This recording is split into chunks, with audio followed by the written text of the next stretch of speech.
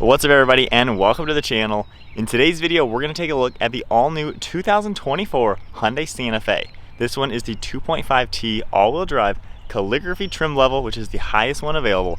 MSRP comes in just over $50,000, and this one's finished in the Serenity White Pearl. So let's get right into Hyundai's luxury spec 3-row family SUV and see what this car has to offer.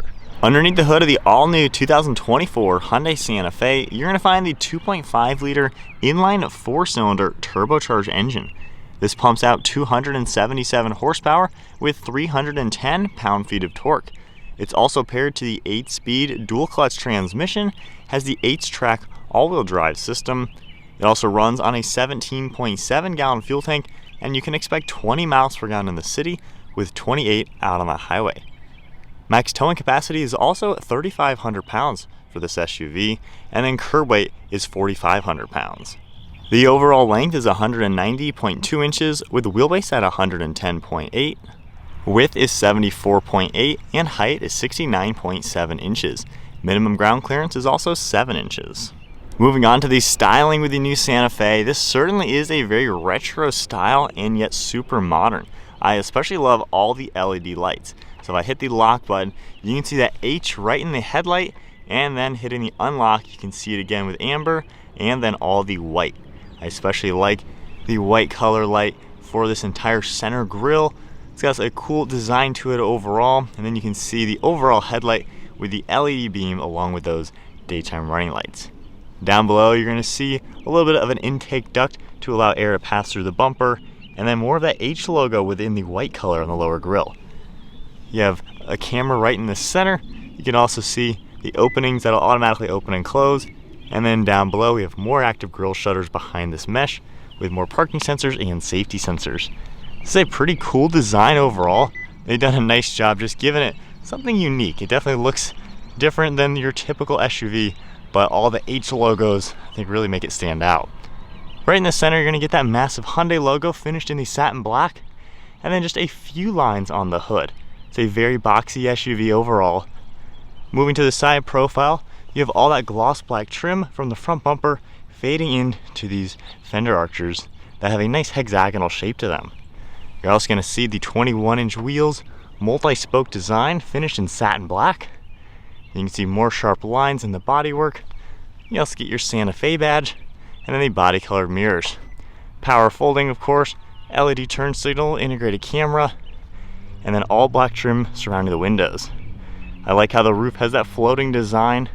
You can see the panoramic roofs up top, roof rails, more black throughout the side, just giving it a super boxy and aggressive style. You can see more of the sharp body lines for the rear fenders, all the red trim for the reflectors and the taillights. You can see them wrapping around. And then on the side, I really like how you're going to see the satin trim, and then over here on each side you have a handle. Great way to help you get to these roof rails, which can hold about 220 pounds. In back, you can see just how more boxy it is. You got one sharp body line with Santa Fe written out, H-track logo as well, blacked out Hyundai badge, then your third brake light up on top, all integrated into the spoiler. Taking a look at the rear lighting, once again, you're going to see all those H's in it, which is just a super unique style. Reflectors down below, reverse lights, more gloss black trim and parking sensors, and then the exhaust tip on the one side. So for the new Santa Fe, certainly a unique, unconventional style, but the boxy modern look definitely stands this apart. Taking a look at the key fob, you got the Hyundai logo on it with lock, unlock. You have your remote start along with the panic button. On the side, you have that smart park feature along with your tailgate release. When you get close to the vehicle, it will automatically unfold the mirrors, as you can tell, and then with the car lock, you just grab the door handle, automatically unlocks, and we can take a look at the interior. This spec does get the premium Napa leather interior. You're also going to see 8-way power adjustments for the seats, and then dual 12.3-inch screens. On the door panel, you get this nice leather material up on top with the stitching, and then a cool plastic material that looks and feels like wood, so it does have a cool texture to it. All the silver accents as well with your release handle, memory seating, all of your controls for windows and mirrors, and then a nice padded armrest that even goes up a little bit. Big grab handle, just a little bit of storage, and then more storage all down below with a Bose audio system. We got Santa Fe written out on the door sill, and then all those adjustments for the seats. Really like how you do have the extendable leg rest. This will go all the way up, which is a cool touch. And then this icon as well. You can basically turn the seat into a recliner. So depending on how you press it, pressing it in the back position, you can see how the whole seat is going to get into a lounge chair. So really nice touch. Maybe you're waiting in the carpool line for your kids. It's a great way to just lounge out and enjoy lounging in your car. On the seats, you have this nice gray color, perforations throughout the center, really premium feeling materials. More of these H logos within the stitching, and then just a smooth leather material going all the way up towards the headrest. Steering wheel has a sweet looking two-tone. I love the darker and lighter color. You have these 4 dots, which people have said is Morse codes for H. And then you can also see silver trim down below. And then now inside the new Santa Fe, keeping my foot on the brake, we can go ahead and fire it up. Both of the screens are going to turn on. And if we take a look at the gauge cluster screen, you can see some information in the center, speedometer on the left side, tach over on the right. And then if I toggle a little bit, you can see a few things that will pop up within the screen. So from here, I can scroll up and down, see your all-wheel drive system, of course tire pressure, and then a few more things popping up. Now from here, your drive modes will also adjust your screen. You have this toggle right here. So if we just play with that, you get a pretty cool animation for all of your drive modes. So I like the small touch there, cool way to look at it. And then a cool feature, if you do your turn signal, you're gonna have those cameras that are gonna pop up as well. You have cruise control settings on the left, your steering intervention, lane keeping along with your forward pacing, and then some Bluetooth and audio controls. Now there are steering wheel mounted paddle shifters for that dual clutch transmission, and then on the right stalk you can see all of your windshield wipers. Your drive select is down below that, and then the stalk on the left for all of your headlights and turn signals. Cool design on the steering wheel overall. And then over on this left side you can see the power liftgate, traction control, interior dimming, more of that same H logo with all this ambient lighting throughout it, more of this leather material across the dash, heads-up display system, and a pretty premium looking dashboard overall. All the materials are very nice to look at and feel. Everything's nice soft touch. We have a glove box up here with a decent amount of storage, and then you can see more of the H logo throughout these air vents, more lighting, storage up above, and the handle is integrated right here to open your glove box. You can see how this is a curved LCD screen with the 2 different screens located inside of it. And then the screen itself, this is basically what you're going to see on a lot of the modern Hyundais. I like the large tiles. It's very easy to get to everything. You got a lot of cool features. Of course, your different controls for all of the seats. You even are able to adjust the second row from up here. You can continue over. You have more things that are going to pop up. And then if we go ahead, put this into reverse, you got a nice size backup camera with a top-down view.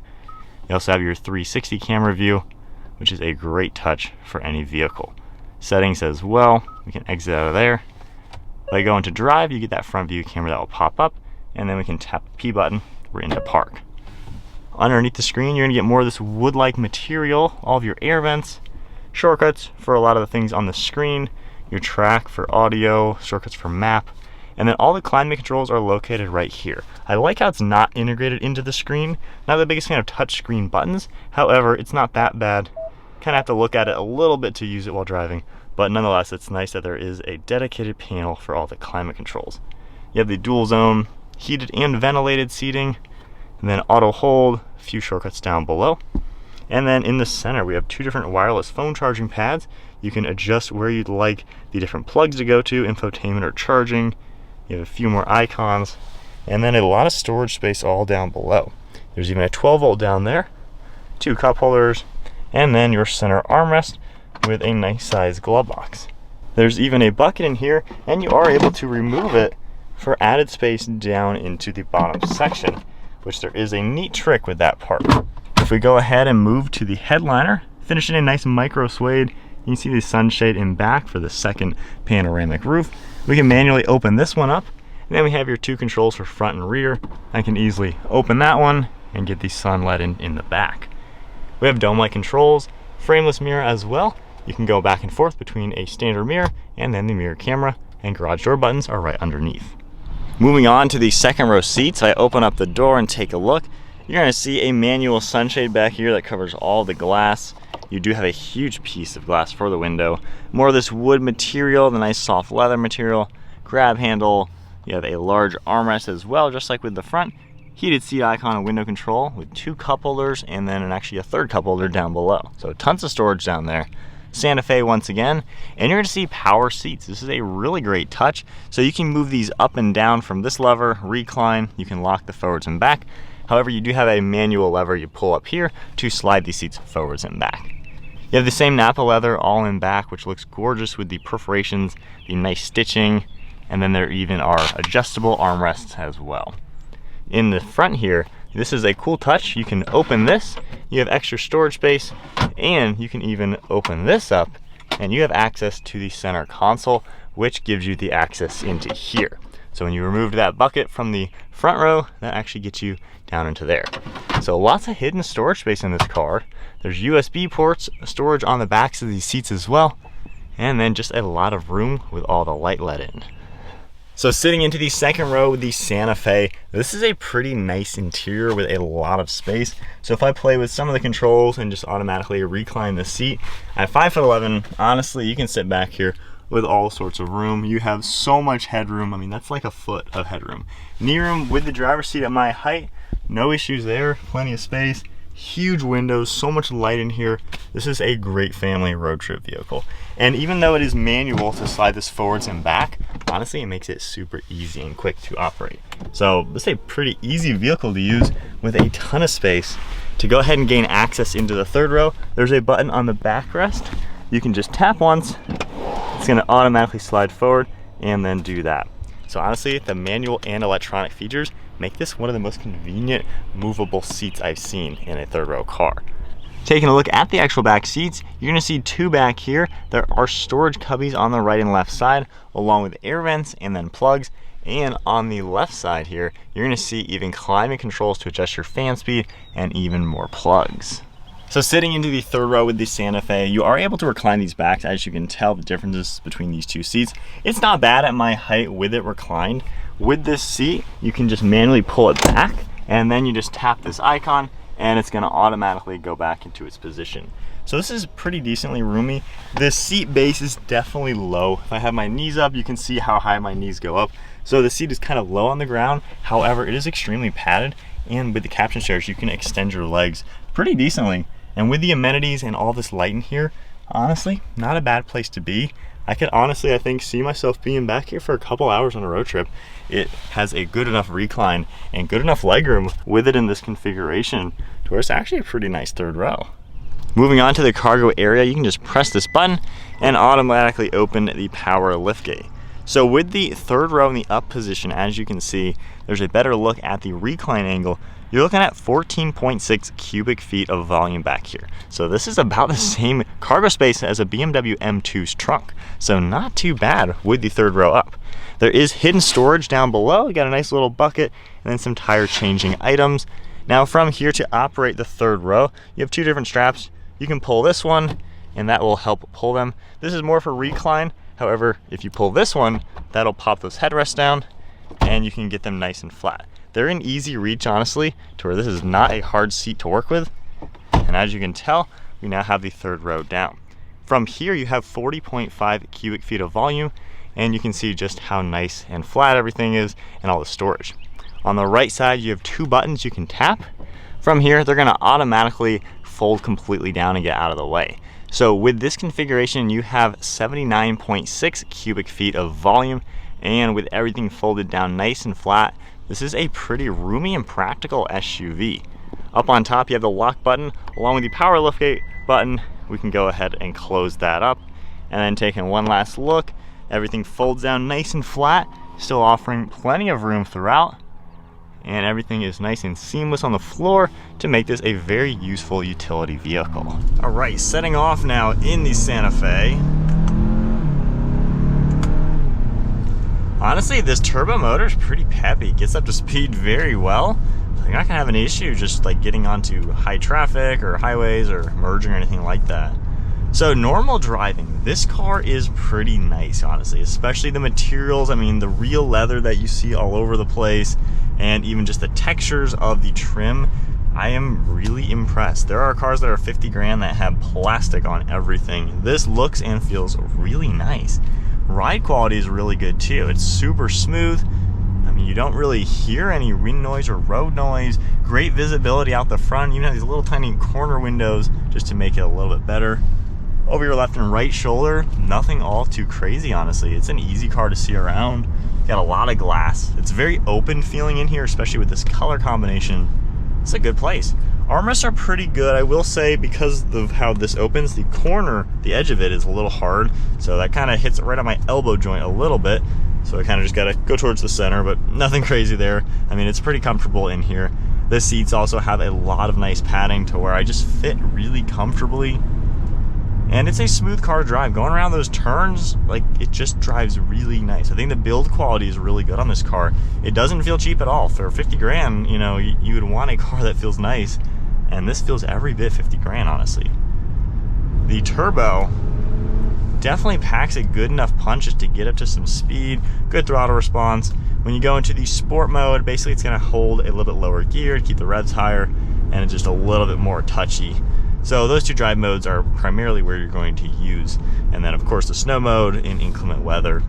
Interior is impressive. You know, when we first got this, it's been a couple days now with this car. This interior is insane. I mean, you don't expect, you know, Hyundai's a nice car company, of course, but an interior like this feels like something you'd see in a Range Rover. There's a lot of style to this that looks like it's a Range Rover, so I can kind of see a little bit of a copy from that. But when you're in here, the materials are pretty nice. Yes, you do have plastic wood, plastic aluminum, you know, a lot of plastics, but there is real genuine leather, which feels amazing. This feels very high quality on the seats and the steering wheel. Hard to tell if the upper is real leather or not. It actually looks and feels like real leather.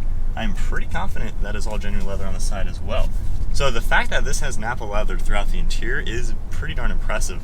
That's optional on Mercedes, BMWs, Audis to get a real leather material. So to see that on a $50,000 fully loaded Hyundai is pretty impressive. The use of space and storage, I think, is very well thought out. To have the center console storage up here and down there is a perfect place to just put your stuff. I always have my keys and my phone. I hate having things in my pockets, and this has a perfect spot to put them without using my cup holders because I always have a water bottle with me. So this is a really well thought out design, and then the center console as well, how it goes into the back, very well thought out. The way the back seats operate, the third row operates, once again, it's all very well thought out to where it works really easily. There's a lot of three-row SUVs where either everything is power operated, which takes forever, you press the button, you gotta sit and wait for like 30 seconds for it to do something. This has a good blend to where it's pretty quick to maneuver all the seats to get them into the perfect spot. And then the storage back there, the room back there is perfect. Like, there's plenty of space to actually go on a trip with the whole family in this car. Ride quality and things like that, there's nothing above and beyond. It drives like a nice normal car. I would say it drives like a premium car almost. There's some other three-row SUVs that drive a little like generic cars. This doesn't do that. This drives like a nicely thought out, very well built car. It's just smooth and comfortable. And when I saw the price tag at 50 grand, I honestly think that is a fantastic price. Obviously, prices have increased a lot in the last 4 years. Things have gone pretty crazy lately. However, you know, a three-row SUV has never been that cheap of a vehicle. So for this one having so many features, Hyundai does a really good job creating a feature-packed vehicle. So many aspects of this car are just your standard features in this trim level, when other brands are already more expensive, and then you gotta pay more to even get half the stuff in it. So this is very feature-packed, and it rides like an expensive car too. So that is it for the 2024 Hyundai Santa Fe, the 2.5T all-wheel drive calligraphy trim. This is where it's at. This thing is pretty darn impressive.